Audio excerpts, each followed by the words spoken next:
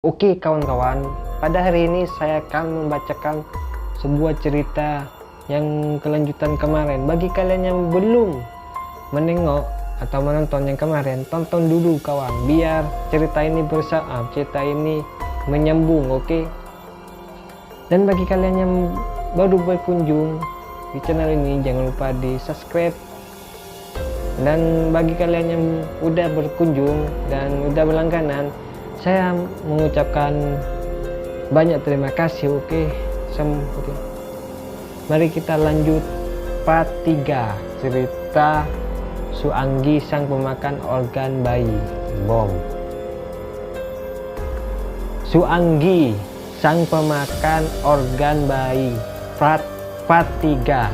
Suasana muram di sebuah rumah berdinding jati yang dicat kapur. Deretan bangku di depannya terisi beberapa orang yang gelisah.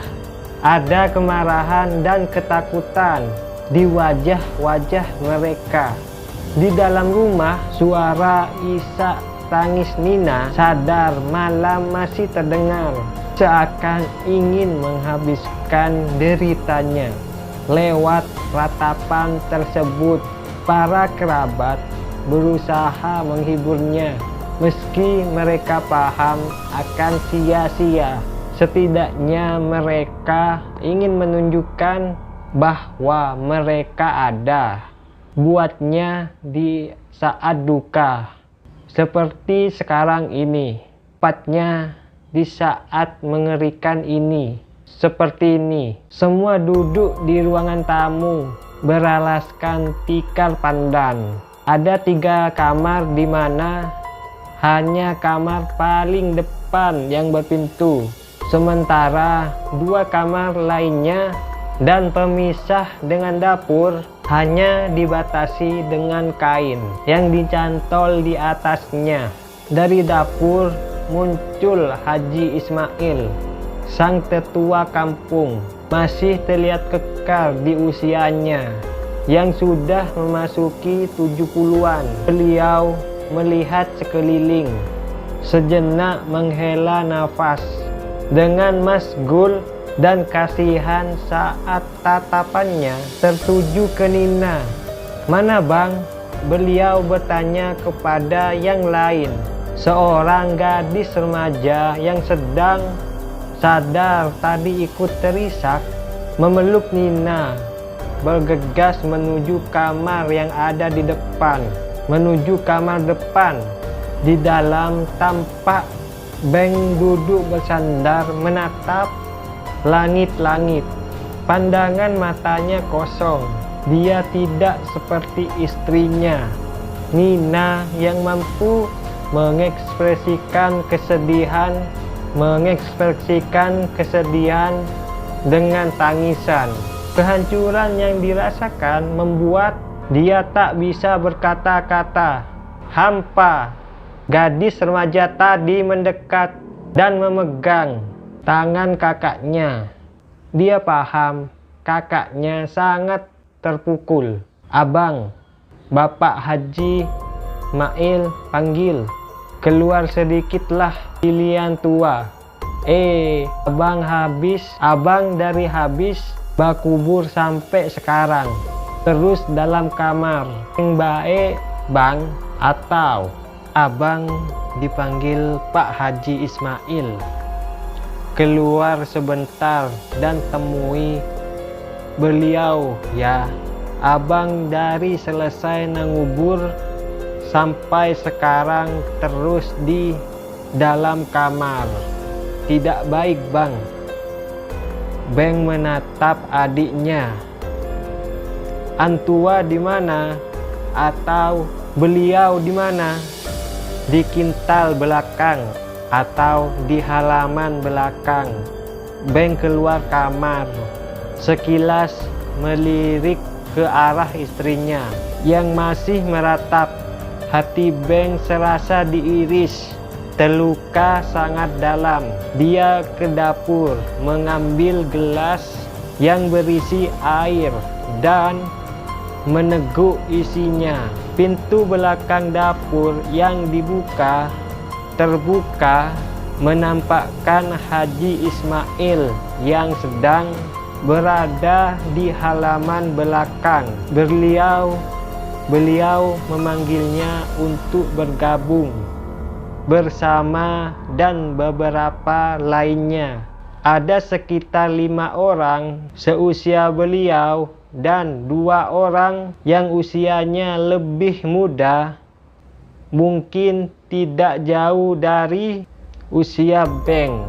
Duduklah angkat sepong, kaki taruh di atas, atau duduk dan angkat kakimu taruh di atas. Duduk dan angkat kakimu taruh di atas.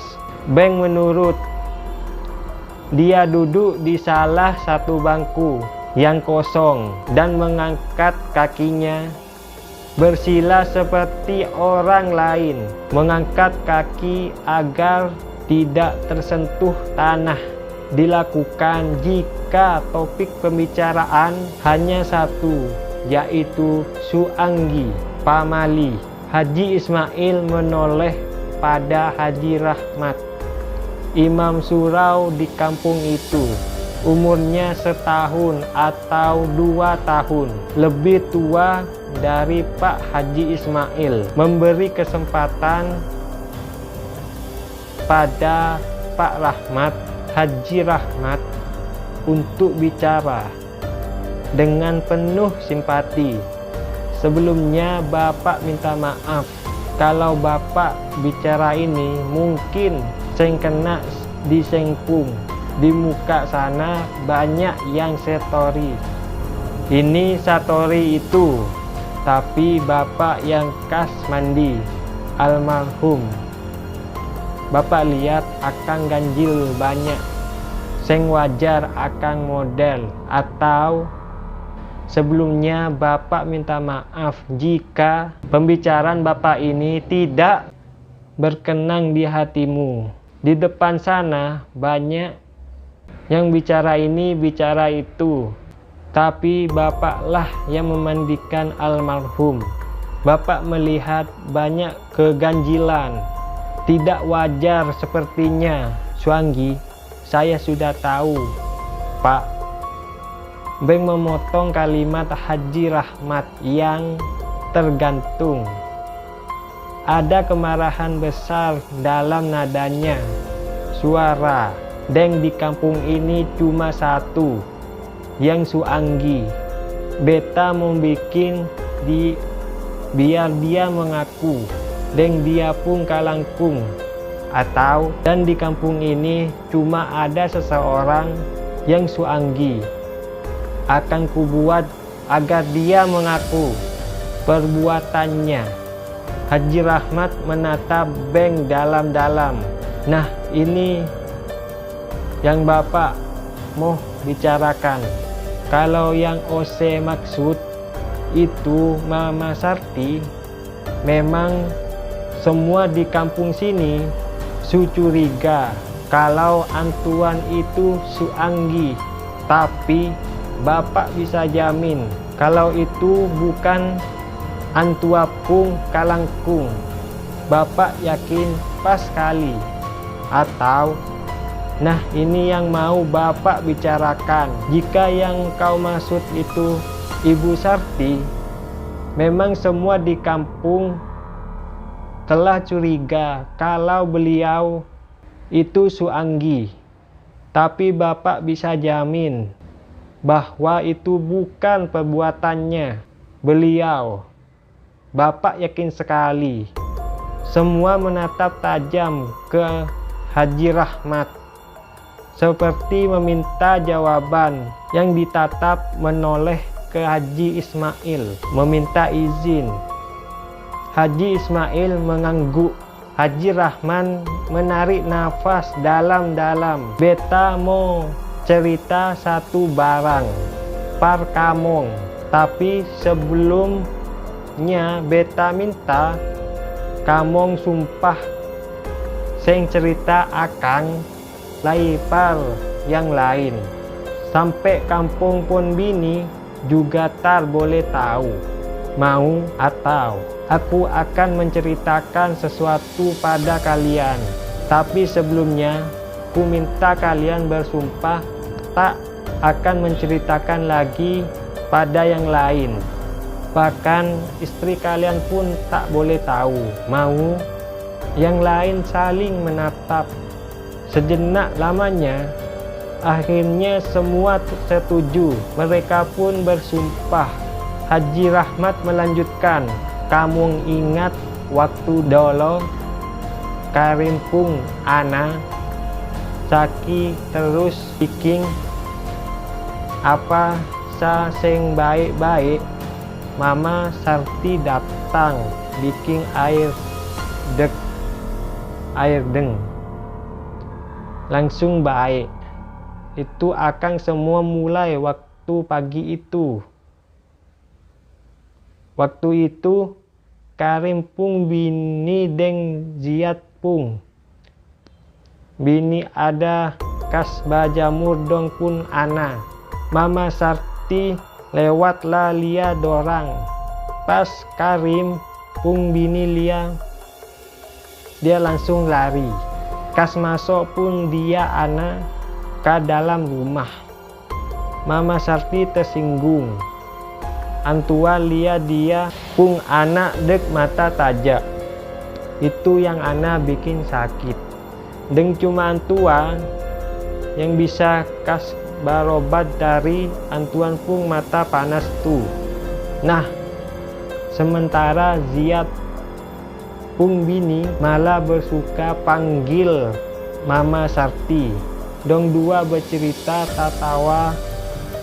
tatawa deng Mama Sarti gendong dia pun bayi. Mama Sarti senang dong seng tahu kalau Haji Ismail ada lur dari jauh. Ziat pun bini nih memang naun-naun. Orang semua ada lari dari Mama Sarti, tapi dia seng yang luar biasa tuh. Dia pun kalangkung naun-naun itu yang bikin dia pun bayi selamat. Atau kalian ingat saat dulu anaknya Karim sakit dan apapun yang dilakukan tetap tidak sembuh. Bu Sarti datang membuatkan air dan langsung sembuh. Itu semua berawal dari paginya. Pagi itu istri Karim dan istri Ziat sedang menjemur bayi mereka. Bu Sarti lewat dan melihat mereka. Saat istri Karim melihat Bu Sarti, dia tergopoh-gopoh membawa bayinya masuk ke dalam rumah. Bu Sarti tersinggung. Beliau menatap tajam. Itu yang membuatnya sakit nantinya. Dan hanya Bu Sarti yang bisa mengobati sakit dari pengaruh tatapan panas matanya tersebut. Nah, sementara istri Ziat dalam senang dan memanggil Bu Sarti. Mereka berdua bencengkraman sambil Bu Sarti mengendong bayinya. Bu Sarti terlihat bahagia. Mereka tak sadar bahwa Haji Ismail sedang memperhatikan dari jauh. Istrinya Ziat nih memang naif.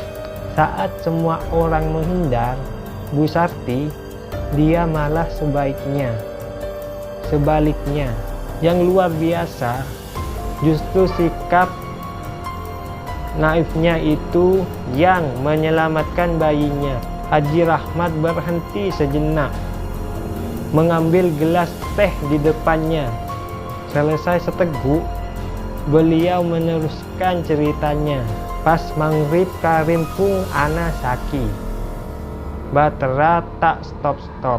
Dongsu baribot bikin segala macam.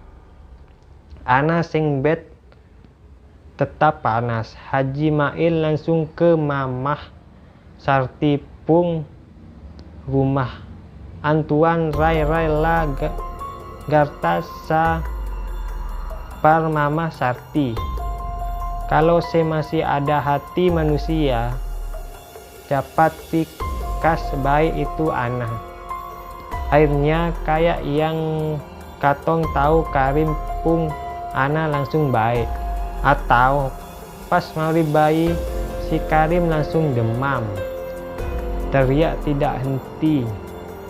Mereka heboh melakukan segala upaya, tapi bayinya tetap panas. Haji Ismail segera ke rumah Bu Sarti.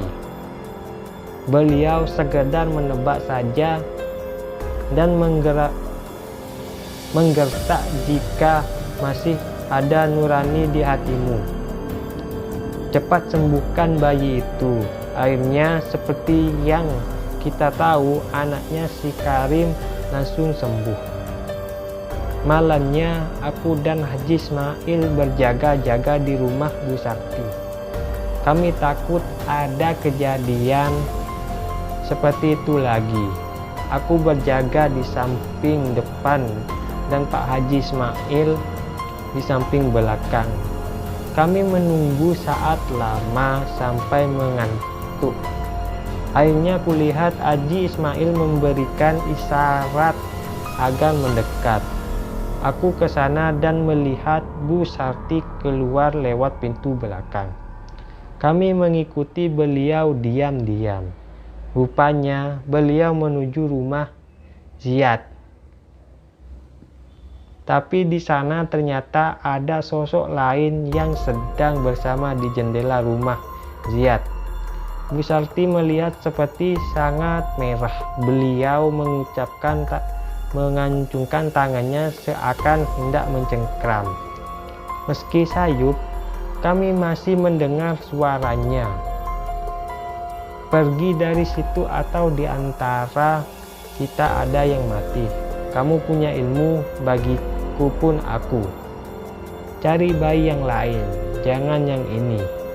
Sosok itu marah. Dia menggeram hendak menyerang Bu Sarti. Aku dan Haji Ismail langsung melompat ke arah mereka. Sosok itu kaget dan segera kabur. Bu Sarti juga kaget. Beliau mau menangis tapi kusuruh diam. Lalu kami membawa pulang sebelum orang-orang tersadar dan membuat kampung menjadi gempar. Haji Rahmat menoleh ke arah Haji Ismail. Mangkali Pak Haji Ismail yang mongkas lanjutkan, atau mungkin Pak Haji Ismail yang akan melanjutkan ceritanya. Haji Ismail mengangguk. Tapi itu bukan, atau sesampainya di rumah beliau, kami pun menginterogasi beliau. Akhirnya mengaku bahwa beliau ada Suanggi. Tapi itu bukan kemauan beliau. Beliau begitu karena mewariskan kutukan dari leluhurnya. Itu sebabnya beliau tidak mau menikah karena takut anaknya nanti seperti beliau. Di kampung beliau yang lama, warga kampungnya tidak menerima beliau sekeluarga. Tak ada yang mau mendekati mereka. Hingga akhirnya saat kedua orang tuanya meninggal, beliau keluar dari kampung tersebut dan membeli tanah di sini. Tapi masyarakat di sini mulai curiga karena setiap bulan purnama beliau tidak pernah kelihatan. Akhirnya warga di sini juga tidak mau mendekati beliau. Beliau sudah merasakan itu dan berniat untuk pindah. Sampai tadi pagi saat beliau mengendong anaknya Ziyad, beliau langsung berubah pikiran. Beliau bahagia. Belum pernah seumur hidup beliau ada yang duduk bercengkraman bersama, bahkan memberikan bayinya untuk beliau gendong. Bahagia itu tak hilang-hilang sampai membuat beliau menangis. Beliau saat itu juga langsung bersumpah akan menjaga anak dan istri Ziyad. Beliau siap mati untuk mereka. Saat selesai mengobati bayinya, Karim, beliau pulang untuk rebahan di kasur. Awalnya bisa saja, tapi lama-kelamaan beliau mencium bau yang sudah tak asing lagi. Bau yang sama dengan beliau. Beliau seketika teringat bayinya Ziyad. Beliau cemas setengah mati, takut bayi itu dalam bahaya dan beliau terlambat menyelamatkan. Dan benar, ada suanggi lain yang hendak mencelakakan bayinya Ziyad. Beliau tak ragu bertempur dengan sesama jenisnya demi melindungi bayinya Ziyad. Dan itu kami saksikan dengan mata kepala sendiri. Bersambung. Oke kawan-kawan, itulah tadi cerita part 3-nya. Oke.